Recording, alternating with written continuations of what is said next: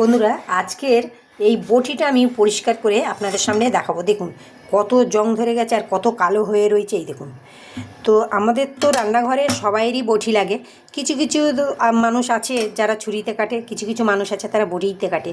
তা চলুন আমাদের রান্নাঘরের প্রিয় বটি ও পরিষ্কার করি। তো কি কি দিয়ে করবো দেখুন।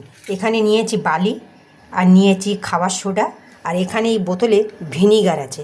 তো এই ভিনিগার দিয়ে পরিষ্কার করব। তো আসুন, আমি এখানে বালি দিয়ে দিলাম, খাবার সোডা দিয়ে দিলাম,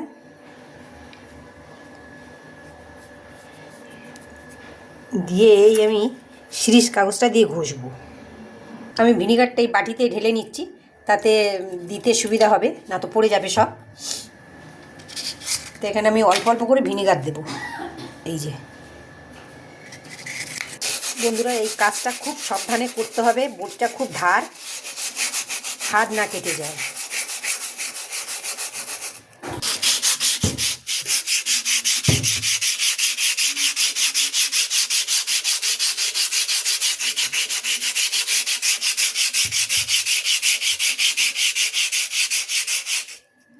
দেখুন বন্ধুরা, এতটাই হয়েছে।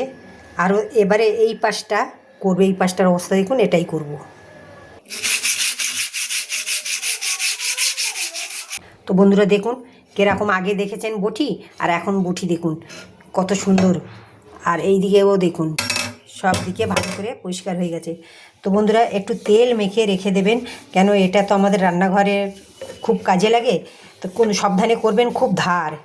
তো বন্ধুরা এরকমই ঘরের জিনিস দিয়ে বটি পরিষ্কার করে দেখালাম।